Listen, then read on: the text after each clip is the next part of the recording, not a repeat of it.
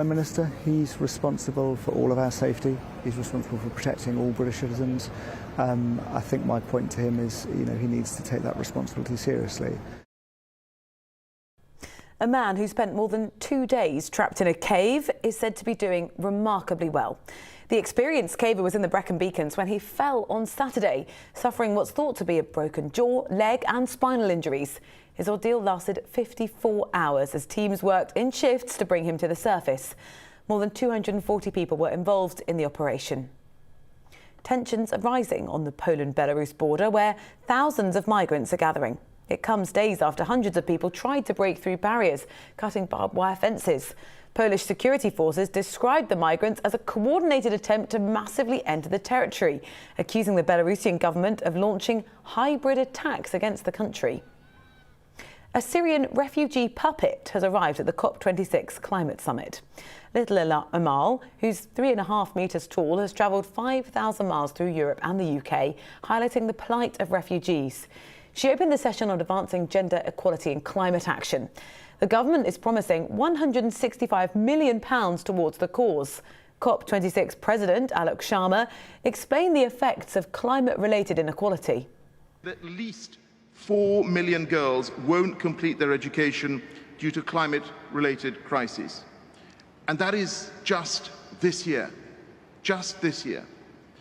As well as being a fundamental good in itself, education empowers girls and equips them to deal with climate, to deal with the effects of climate change and to take climate action. So equality cannot be a casualty of climate. England and Manchester United striker Marcus Rashford has been awarded an MBE. The 24-year-old was commended for his campaign last summer, working to ensure no vulnerable children went hungry. It resulted in the government changing its policy on free school meal vouchers during lockdown. Thousands of ceramic poppies have gone on display at the Imperial War Museum North in Trafford near Manchester. The new artwork has handcrafted ceramic flowers cascading 30 metres down and pooling within the air shard. The sculpture will be on display for the public from tomorrow ahead of Armistice Day as part of remembrance events. You are right up to date here on GB News. I'll bring you the latest headlines at 2:30. Now back to Gloria and Liam.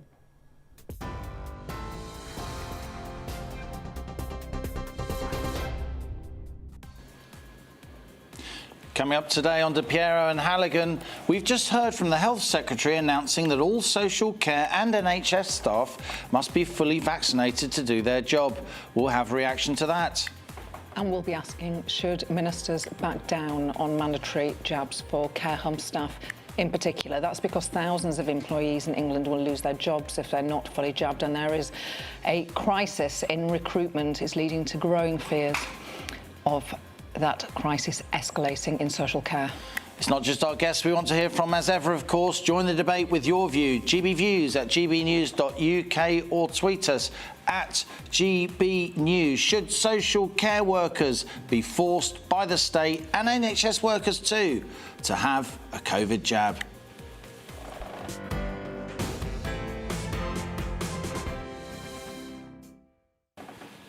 The Health Secretary Sajid Javid has announced that all NHS frontline staff must be fully vaccinated to do their job, with a deadline set for April.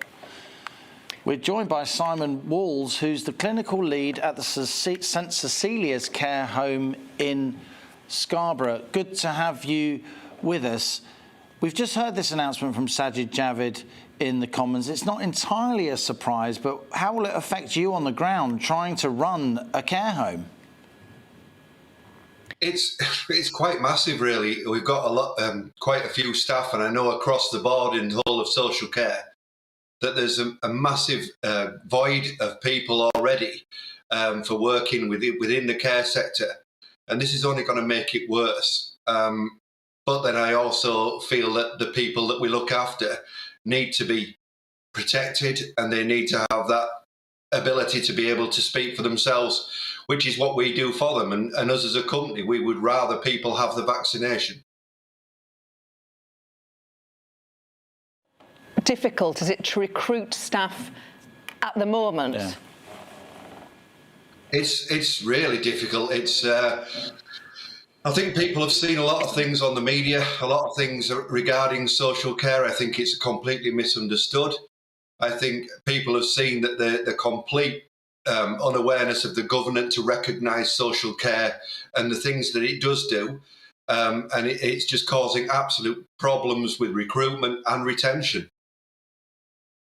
Hey, Simon, though, to the Health Secretary who says, you know, people, if your parents are in a care home, they may be susceptible if they're above a particular age. They may have other pre-existing conditions. Isn't it just common sense, if we're preventing relatives visiting their loved ones in a care home, which we have been, then surely the staff themselves should be vaccinated to limit the danger to as much as you can to vulnerable people? No, absolutely. And my thought is that I would recommend to everybody that they have the vaccine, regardless of where they work and what they do. Certainly in social care, we have a duty of care to the people that we look after. And as part of that duty of care, it should be to be able to protect them from this virus. The best way that we can protect them is by making sure that we follow the guidelines and the rules that are laid out by the government, and that we recommend people have the vaccinations. If people choose to have the vaccinations, it's going to massively affect the sector, but that's their personal choice. For me, I certainly think everybody should have the vaccination, and people are willing to put their work at risk by not having the vaccination and their lives. Most importantly, if we'd have done this in the first place, if someone had said to us when COVID first came about that we would have a way out, but that way out is via vaccinations, I think majority of people, or all of the people that certainly I worked with, would have taken your hand off for it. Now things have changed. People are starting to doubt the vaccine. They're doubting the governments, why they're doing it now. Why are they making everybody have this vaccination? There's too much stuff on social media. There's too much rubbish going about. And what they need is to be told that actually this is the best way out of COVID that we can find. About 1 in 10 staff working in care homes for older adults who haven't been double jabbed. When you ask those members of staff who do not want to have the jab, what is the explanation they give? You know, for the most part, they can't actually give a rational reason. Some of it's that this is what they're being told by their GP back in a different country sometimes. Sometimes people just believe that what they've read on social media and what the minority of people are trying to, the scaremongers, are trying to say. There's no rational reason. And although we've sat down with these people, we've talked to them, we've offered opportunity after opportunity to discuss it with us, there just doesn't seem to be any changing of the minds. I guess the danger is, Simon, that now that the Secretary of State has stood up in the Commons and made these jabs mandatory in effect for social care workers and eventually NHS workers too, that people will dig their heels in, won't they? If they're concerned about taking the jab, state mandatory requirement could make them even less likely to take it. Unfortunately, there are a lot of people that don't seem to like to be told what they want to do. And yes, there is a right to choose. But surely that right to choose should be their right to protect themselves. There are still people dying from this virus. Lots of people coming up with stories that if only I'd known how bad it was going to be, I would have had the vaccinations. It's not going to go away. It's one of those things that I think is going to be around forever, or certainly lingering in the background. And the only way we can see out of it right now is that we have these vaccinations and that everybody has the vaccinations. There have been reports that social care staff who haven't wanted to have the vaccine have moved to the NHS, but of course the news today is that they will also from April have to be jabbed. So that may actually level the playing field, and you may, social care staff may think, well, I work in social care, I might as well have the jab here. I can't just move to the NHS because I'll need the jab there in a few months' time too. What do you make of that? I think it's strange that they said that social care would get done primarily, followed by the NHS. The NHS doesn't have an age limit within their hospitals. They're run by the same as us. And indeed, COVID is rife within hospitals still. There are still massive breakouts. There's still people that are on protected wards because of COVID, and there's still people that are dying. If people choose to go to the NHS, sometimes you look on it and you think, I understand, because in social care, it's very difficult to find a career pathway because of the lack of government interest and the lack of the government looking at social care as part of the NHS. But I think it's a good thing. I think it's no different where you work. We have to protect the people with it that we look after. That is our that is what we primarily do, and that is what we should be looking at doing, full stop. Good to see, as always, Simon Walls there, who's the clinical lead at St Cecilia's Care Home in Scarborough. Thanks for joining us, as ever. Guy Collis from Unison, the union which represents many care home staff, joins us now. Hi there, good to see you. The government are simply being responsible, aren't they? You have to be jabbed if you want to look after vulnerable people. I think first off, I mean, we've always been clear from the beginning that everyone who can have the jab should have the jab. As your previous interviewee said, you know, the vaccine is the way out of the pandemic. However, the kind of heavy-handed approach which the government has used is really risking making a bad staffing situation significantly worse. We heard about the recruitment problems there in Scarborough, and that's certainly representative of what's happening around the rest of the country. So the worry here is that some care homes could end up losing so many staff that they simply can't continue to operate. What action may the union take, Guy? You're a very big union, of course, hugely influential with a vast membership. Could this cause industrial action if the government maintains the announcement that Sajid Javid has just made? I think even at this stage, we really hope that the government will think again and at the very least delay the imposition of the double jab rule. It's not something that we consider in terms of industrial action currently, but obviously if we have members, care workers who are treated poorly by employers, then of course we will support them in whatever ways we can. Back, he's extending it. It's moving from social care staff on Thursday to all NHS staff next April. He's just announced he's absolutely committed to this. What choice do your members have? Zero, really. I think that's the thing. That's the key thing here, really, that they haven't really been given any further chance on this. As I said at the start, we've always been very clear that we think care staff should have the vaccine wherever they can. But I think, as you alluded to in your questioning in the previous interview, this policy is actually deeply counterproductive. There's been research produced by academics which shows that those health and care staff who are reticent about having the vaccine are much more likely to harden their position if there is a kind of coercive approach used. So I think we are still continuing to warn the government about the dangers on this. And again, it's not just the trade unions.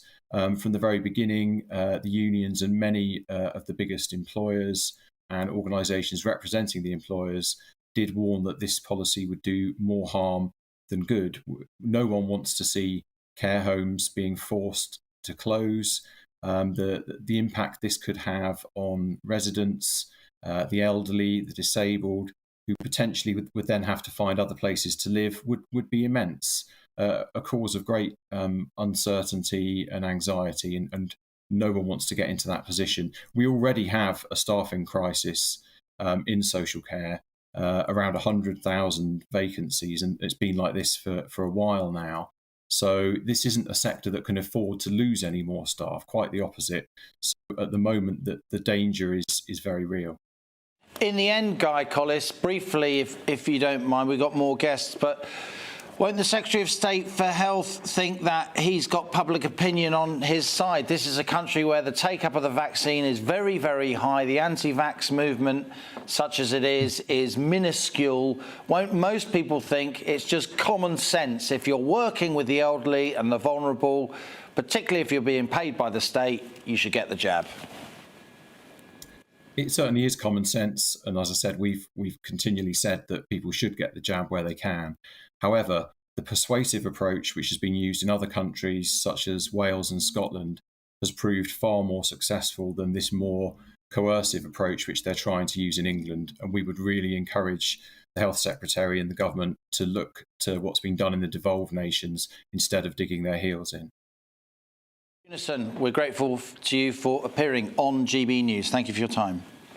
The former Secretary of State for Health, Stephen Dorrell, joins us now. Hello, nice to see you again, Stephen. Our representative from Unison said no one wants to see care homes forced to close because they don't have the staff. It's a fair point, isn't it? But isn't that the possible outcome of this mandatory double-jabbed policy in care homes? Yes, I think it is. There's a very serious risk that will happen. And I think Sajid Javid actually missed an opportunity in the statement he just made to the House of Commons, because he knows very well that there is resistance to compulsory jabs in the social care world.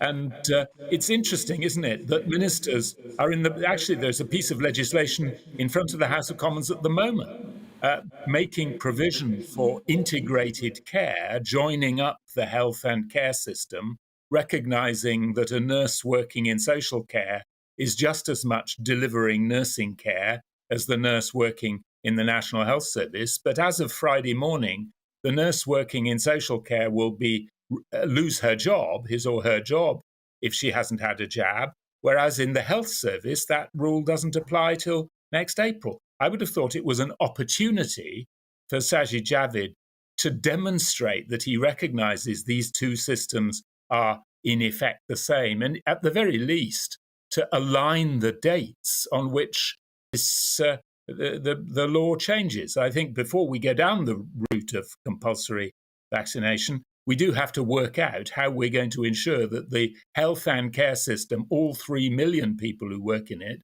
are going to be properly staffed the day after. Stephen, a lot of people will be scratching their head, people who support NHS workers having the jab for common sense reasons, if you like. Why wait until April? It's almost 6 months away. I mean, yes, it will take time. You don't want to introduce it as of tomorrow, but 6 months? But yes, it's 6 months for NHS staff. I'm sorry to make the point again, but I do think this is a very real point. I heard Gloria say earlier that the point that's been made repeatedly in the last few weeks, that nurses and other care staff working in the care system have been thinking about, and in some cases probably doing, moving from the care system to the NHS.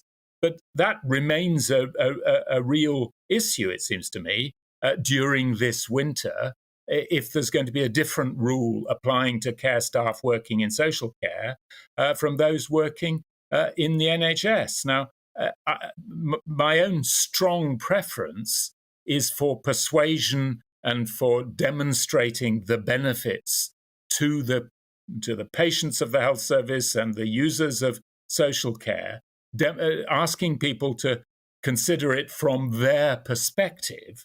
That seems to me to be the key argument, and it's an argument that is to some degree undermined by making it the jabs compulsory. It's a great mistake for ministers, for governments, to believe that if you pass a law, you don't have to persuade people. Well, that's wrong. You do have to persuade people. And in this case, I think they do well to place more emphasis on persuasion and argument and less on the force of law.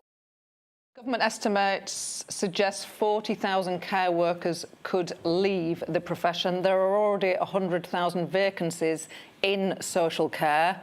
That's a crisis. What do you do to solve it? Well, you don't ban people from working in social care who want to be in the care home or in the home care activity on Friday morning. What you do, let me be crystal clear, I'm wholly in favour, unambiguously 100% in favour of care staff, whether in the social care sector or in the National Health Service. I'm in favour of those people taking COVID jabs, being vaccinated. I'm strongly in favour of it.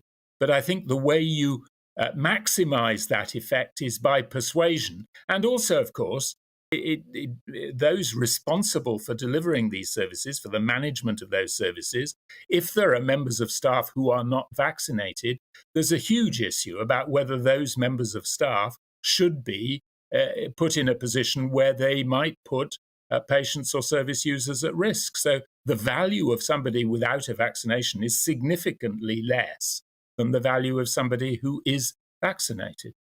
The instincts of all of us, Stephen, is to use persuasion rather than coercion. But in the end, what do you do if people aren't getting the jab and they're putting vulnerable elderly patients at risk?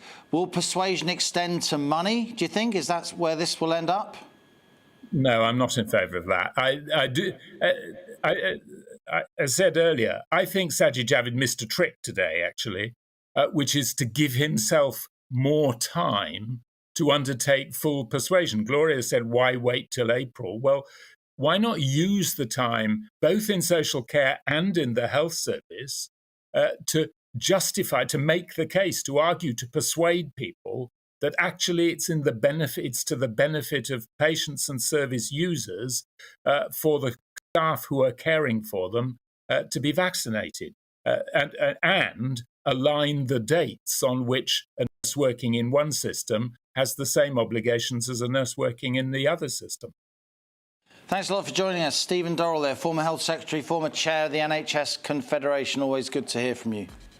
We want to know what you think about this. You can email in, share your views on gbviews@gbnews.uk. We've also started a poll on this over on the GB News Twitter page. Should ministers back down on mandatory jabs for care home workers? You can add your vote via GB News @GBNews. Pardon me. Up next, there's a growing migrant crisis on the border of Belarus and Poland. But what does that mean for the UK? We have the details. Stay with us. Join me, Alex Phillips, for the afternoon agenda on GB News, Monday to Thursday from 4 p.m. till 6 p.m. We don't lecture to you or try to tell you what to think. We do a deep delve into a topic with views from across the range of debate, therefore leaving you, the viewer, to make up your own mind. Join me, Alex Phillips, for the afternoon agenda on GB News, 4 till 6, Monday to Thursday.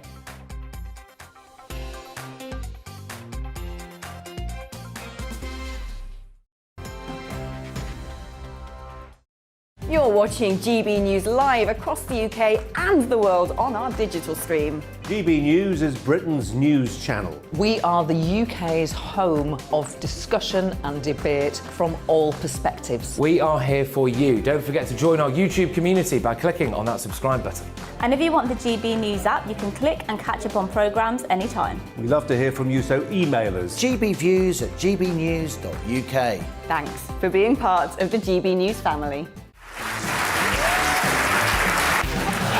My name is Andrew Doyle. Join me every Sunday evening at 7 p.m. for Free Speech Nation. This is a show where we address current affairs and news stories of the week with the help of two wonderful comedian panellists. I brought in comics because I want to give it a lighter edge, and also they work for less. See you there.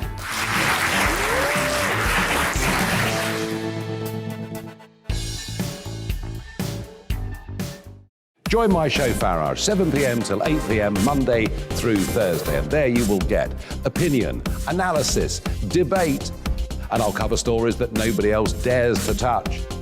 And then for the last 15 minutes, talking pints. We're over a drink. We have a civilised conversation with someone. We very often disagree, but we do it in a grown-up way. Come and join me on Farage.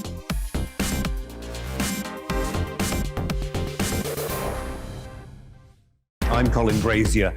I've reported from more than 70 countries around the world, covered wars from Afghanistan to Iraq, from Lebanon to the Balkans. I'm trying to bring that experience, that feel for events, to the studio. And something else, I'm ready to give an opinion. Today's stories with a spark. Brazier from 8 p.m. weekdays on GB News.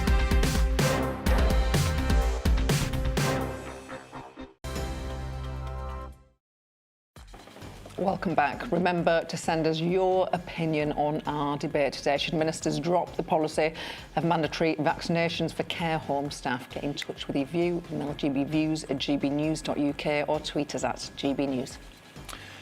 Next, more on the growing migrant crisis in Eastern Europe.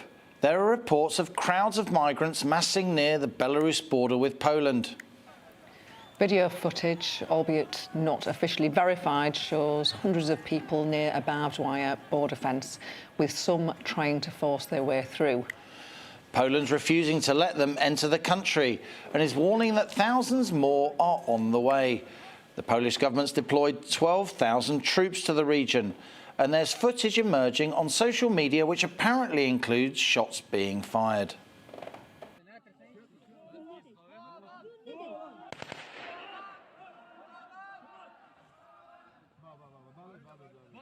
So what's the significance of the crisis for the EU and indeed for us? Our Home and Security Editor, Mark White, is here to answer that question. Mark. Well, indeed, the European Union, European Commission have been speaking this morning, accusing the president of Belarus, Alexander Lukashenko, of orchestrating this crisis, of effectively inviting migrants into his country from countries like Iraq and Syria, other countries in the Middle East and in Asia, to find an easy route down, a guaranteed route down into the European Union. And for months, this crisis has been slowly simmering away, but the Lithuanians and now the Polish government have had enough. They are bolstering their borders. Lithuania is sending more troops to its border, and Poland has sent 12,000 troops to its border. It's also constructed barbed wire fences to ensure that no migrants can get across, and that's resulted in clashes. We saw them yesterday when thousands of migrants headed towards that area, shepherded, it seems, by the Belarusian military.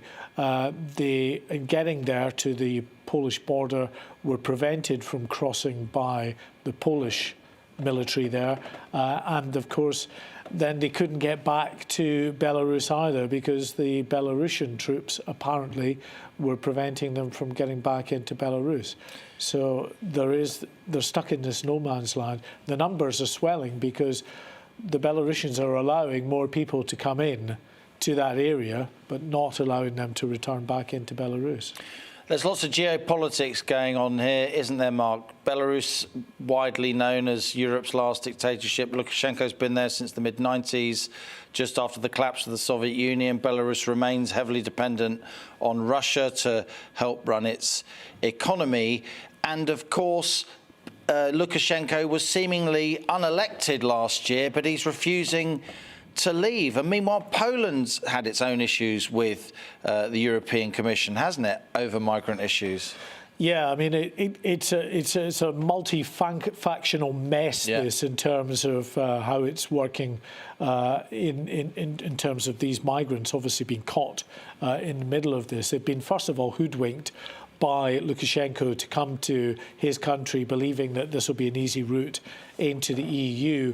The EU claims that what is at play here is Lukashenko's revenge for sanctions that were slapped on his regime by the European Union, by the UK and by US because of those disputed elections, and then the crackdown of Lukashenko's government against the opposition protests that took place following those disputed elections. So what the EU claims is that Lukashenko is trying to destabilise the European Union, in particular these EU states that border his country, so Poland, Latvia and Lithuania. And of course, that has, as I say, been simmering for a few months, but now because Poland and Lithuania are saying no more, we have got this emerging crisis on the border. We saw it yesterday, as I say, with clashes, these increasingly desperate people who want to get across but can't either go back to Belarus, can't go into Poland, and all of the while the EU is trying to persuade Poland to accept the help of Frontex, their border agency. Mark White, thanks a lot for that update. Right after this break, it's all about your opinion, so join that debate on DePiero and Halligan. But first, it's the news headlines.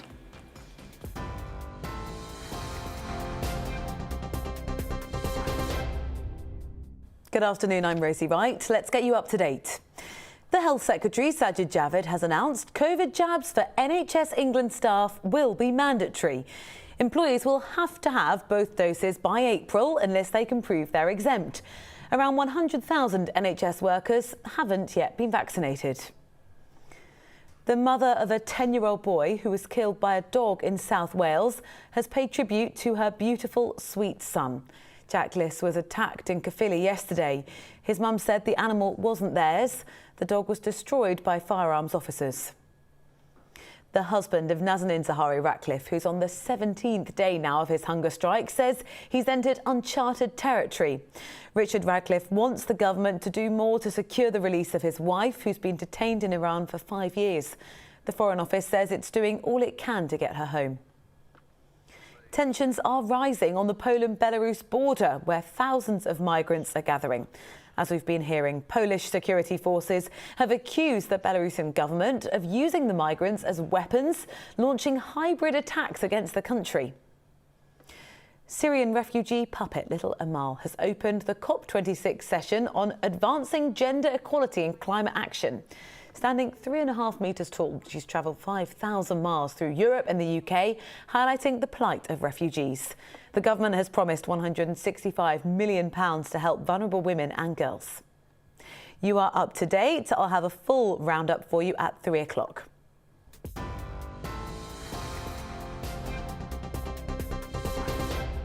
You're watching GB News live across the UK and the world on our digital stream. GB News is Britain's news channel. We are the UK's home of discussion and debate from all perspectives. We are here for you. Don't forget to join our YouTube community by clicking on that subscribe button.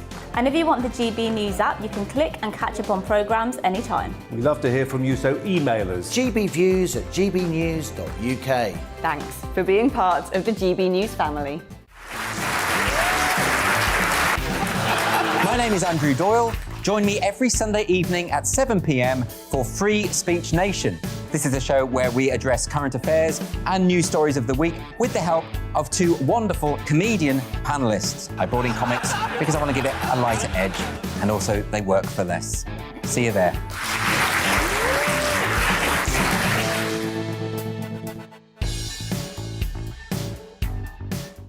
Join my show Farage, 7 p.m. till 8 p.m. Monday through Thursday. And there you will get opinion, analysis, debate, and I'll cover stories that nobody else dares to touch. And then for the last 15 minutes, talking pints. We're over a drink. We have a civilised conversation with someone.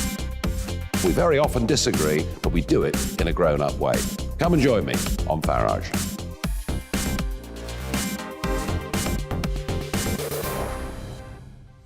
I'm Colin Brazier. I've reported from more than 70 countries around the world, covered wars from Afghanistan to Iraq, from Lebanon to the Balkans. I'm trying to bring that experience, that feel for events, to the studio. And something else. I'm ready to give an opinion. Today's stories with a spark. Brazier from 8 p.m. weekdays on GB News.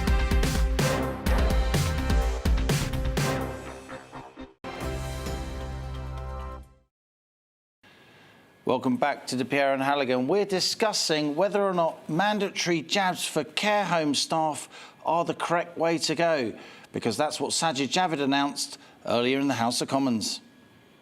While our health and social care colleagues are a cross-section of the nation at large, there is no denying that they carry a unique responsibility. They have this responsibility because they are in close contact with some of the most vulnerable people in our society. People that we know that are more likely to suffer serious health consequences if they get COVID-19. So whether it's in our care homes or in our hospitals or any other health or care setting, the first duty of everyone working in health and social care is to avoid preventable harm to the people that they care for. And not only that, they have a responsibility to do all they can to keep each other safe. These twin responsibilities to patients and to each other, they underline once again why a job in health or care is a job like no other. So it cannot be business as usual when it comes to vaccination. It's why, from the very beginning of our national vaccination programme, we put health and care colleagues at the front of the line for COVID jabs. And it's why we've run 2 consultations exploring some of the other things that we might need to do. Mr. Deputy Speaker, the first consultation, that looked at whether we should require people working in care homes to be vaccinated, what's called the condition of deployment. After careful consideration, we made vaccination against COVID-19 a condition for deployment in care homes from the 11th of November. Since we announced this in Parliament, the number of people working in care homes who have not had at least 1 dose has fallen, from 88,000 to just 32,000 at the start of last month. Our second consultation looked at whether we should extend this requirement to health and other social care settings, including in NHS hospitals and independent healthcare providers. Our 6-week consultation received over 34,000 responses and, of course, a broad range of views. Support for making vaccination a condition of deployment was tempered with concerns that some people may choose to leave their posts if we went ahead with this. I've carefully considered the responses and the evidence, and I've concluded that the scales clearly tip to one side. The weight of the data shows our vaccinations have kept people safe and they have saved lives, and that this is especially true for vulnerable people in health and care settings. And I'm mindful not only of our need to protect human life, but our imperative to protect the NHS and those services upon which we all rely. Having considered the consultation responses, the advice of my officials and NHS leaders, including the Chief Executive of the NHS, I have concluded that all those working in the NHS and social care will have to be vaccinated. We must avoid preventable harm and protect patients in the NHS, protect colleagues in the NHS, and, of course, protect the NHS itself. Only those colleagues who can show that they are fully vaccinated against COVID-19 can be employed or engaged in those settings. There will be 2 key exemptions. One for those who don't have face-to-face contact with patients, and the second for those that are medically exempt. These requirements will apply across health and wider social care settings that are regulated by the Care Quality Commission. Joining us on the show now is the Director of Social Care at the Institute of Health and Social Care Management, Adam Pannell. Adam, good to see you. Is this policy going to exacerbate a crisis in recruitment in both social care and the NHS? We need more capacity, not less. Yeah, so it's definitely going to have an effect on recruitment on both sides, health and social. I think the care home sector are feeling that and seeing that now, because obviously this comes into effect on Thursday this week for care homes of all age groups. For health and for the wider social care settings, they have been given a lifeline. We've got an extra 5 months to really try and recruit and prepare to replace what we're going to lose with the vaccination being mandated. But it is definitely going to create an obstacle for people to recruit into their services. Run a care home, you've seen the very, very close proximity between carers and residents of care homes, with lifting and physically assisting day in, day out. I mean, what can we do if care home staff don't have the vaccine, and thus they are putting the lives, aren't they, in danger of some elderly residents with the best will in the world? Yeah, so I don't think anybody in social care would be against people having the vaccine. We all advocate people having the vaccine. We all want people to have the vaccine. It is one of the safest ways to prevent the spread of COVID. The outbreak we experienced in our care home, we were fully vaccinated and it tore through our home. So it can't be touted as the golden ticket. And I also think we need to take some consideration into what we mean by keeping people safe. So Sajid Javid there was saying about preventable harm, which is absolutely fine, but part of preventable harm surely is making sure we've got the workforce and the staffing available to provide the basic level care needs that these people have. So even if we try and protect them from COVID by enforcing the vaccination as a condition of deployment in social care, we need to make sure that the workforce is there to prop up the rest of the needs. We're heading into winter, so we've got flu season coming. It's also the time when norovirus is very rife. And if people are losing 1, 2, and a poll I'm running at the moment, which is still going, is saying some people are losing 5 or more staff, if they're going to be losing those people, then all it takes is a little bit of sickness and staffing levels will plummet to unsafe levels. If team members and care staff aren't able to take their annual leave, they're also going to become burnt out. They're going to be working too much. They're not going to have that time to recuperate. We've got the Made for Care recruitment campaign, Made with Care recruitment campaign, which is fantastic, but it got released 7 days prior to this mandate coming into social care, and it takes weeks to recruit and train and induct people to make them valuable members of a care team. So they're now going to be walking into a sector of overworked, exhausted, and frankly, probably beaten up carers going, I just can't take this anymore. So how are we to make this enticing for people? There is no shame in going, actually, let's just postpone the mandate for care homes until April next year alongside the wider social care sector and the NHS. It wouldn't be cancelling it. It wouldn't be a U-turn. It would just be postponing it to go, we're listening to the sector. We realise there's going to be difficulties over winter. We want to protect the NHS. If care homes aren't able to operate safely, then those pressures from that part of the social care system is only going to be transferred to the NHS. So if we want to go in on a protect the NHS angle, to protect the NHS, we need to protect our homes this winter. Adam Pannell, thanks for sharing your views with us. You are the Director of Social Care at the Institute of Health and Social Care Management. Thank you. We're delighted now to be joined by David Crabtree, who's a care home owner from Northamptonshire. David, are you going to lose staff this week?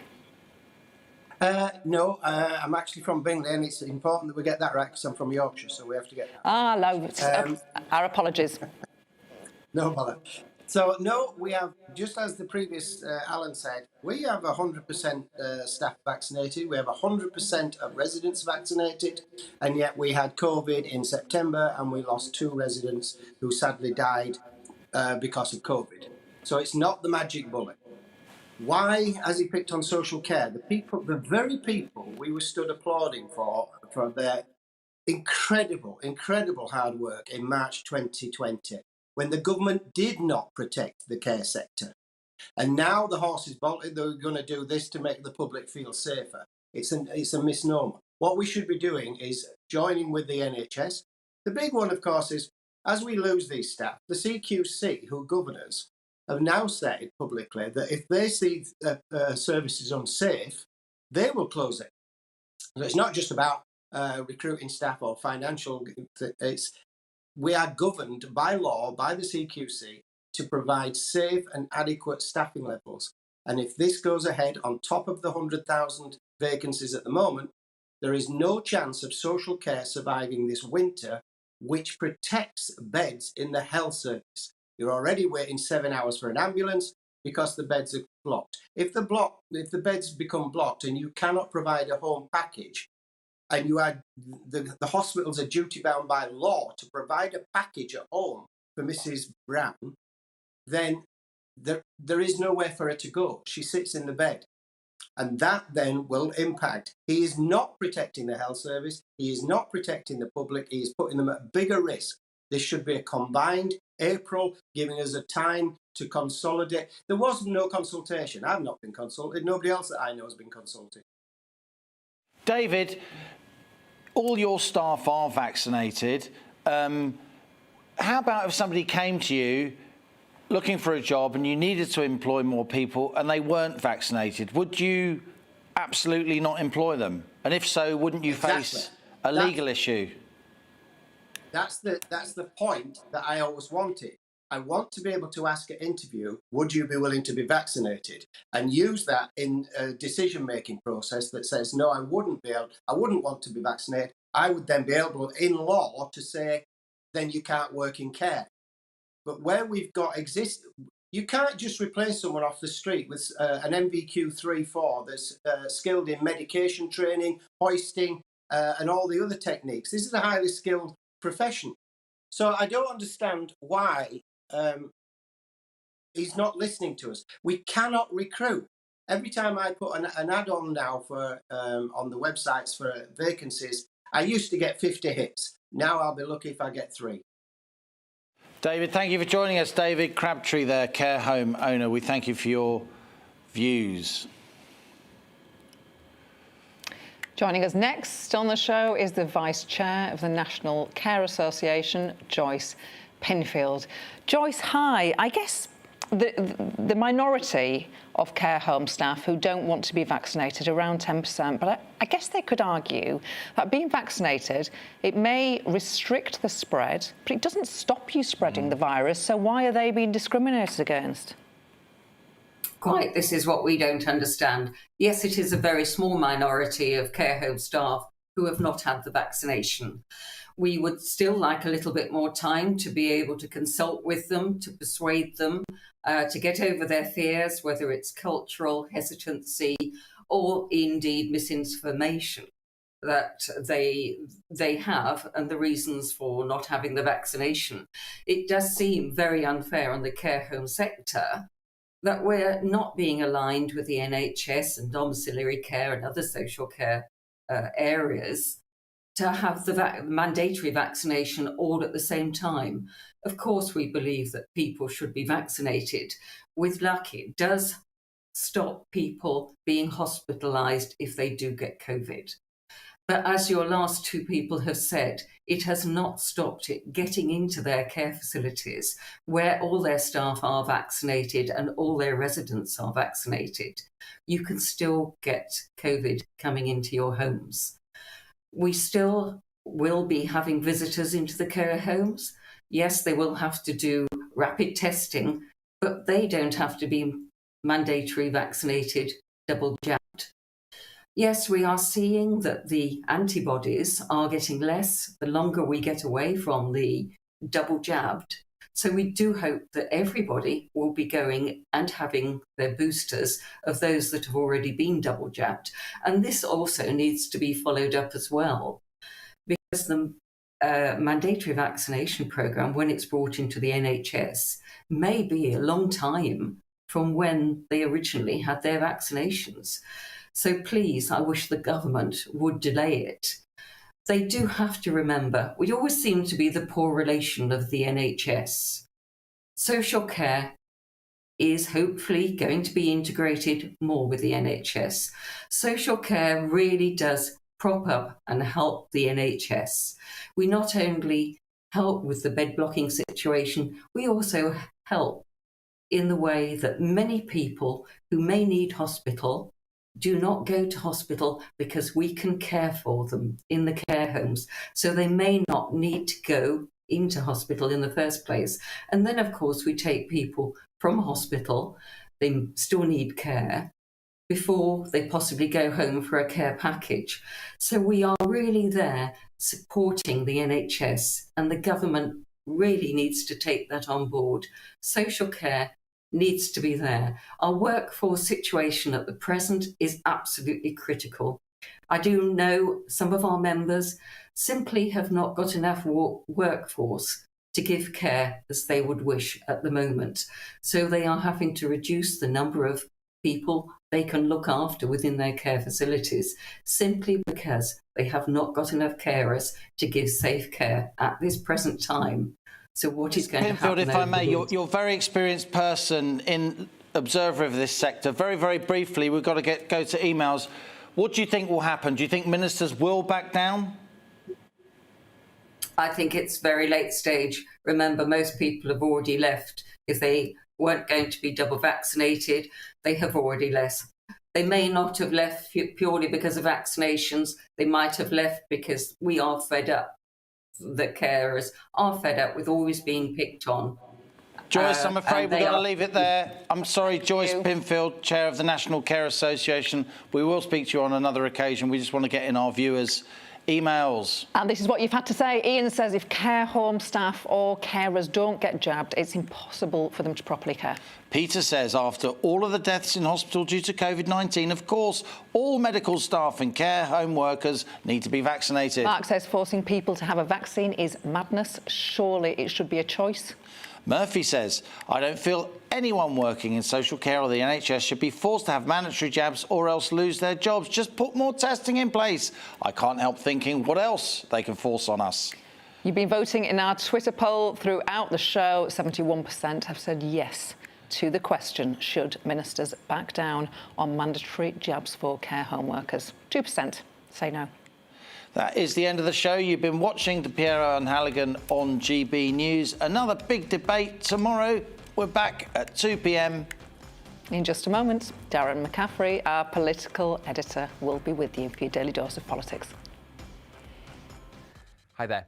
A three-way split across the UK for today. Cloud and rain in central areas, sunny spells to the north and the south of that rain, with blustery showers for the far north of Scotland. That's where the wet and windy weather was as we started the week, but the front responsible for that has sunk into central parts of the UK, and that's where the focus for, well, cloudy skies and outbreaks of rain will be for the rest of the day, especially for parts of Wales, northern England.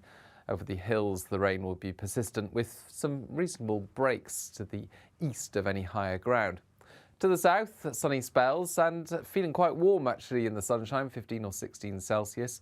Colder conditions for Scotland and Northern Ireland, having seen that front clear southwards with blustery showers for the north and west of Scotland as well as parts of Northern Ireland. And some more persistent rain turning up into the evening. That cloud and rain sinks south and eases, and then further blustery showers follow on behind. But with clear skies across Scotland and Northern Ireland, it will be a fairly chilly night, temperatures into the low single figures, a touch of frost in the northeast. Whilst it's a mild night across England and Wales, but a grey and gloomy start to Wednesday with those outbreaks of rain steadily pushing south and a lot of low cloud across much of England and Wales, covering the hills and leading to some coastal mist as well. The rain on and off, I think, across these parts of East Anglia, the Midlands, Wales as well into the afternoon. Not quite as warm because of the lack of sunshine, but it will be brighter in the far southeast and brighter again for northern England, Northern Ireland as well as Scotland. Further showers coming into the north and west of Scotland, and we keep that blustery wind going well into Wednesday. But a lot of low cloud there affecting the southern half of the UK. That sticks around for Thursday, a dull day to come with some drizzle and fog in places. Friday sees unsettled weather in the north, brighter further south. Join me, Alex Phillips, for the afternoon agenda on GB News, Monday to Thursday from 4 p.m. till 6 p.m. We don't lecture to you or try to tell you what to think. We do a deep delve into a topic with views from across the range of debate, therefore leaving you, the viewer, to make up your own mind. Join me, Alex Phillips, for the afternoon agenda on GB News, 4 till 6, Monday to Thursday.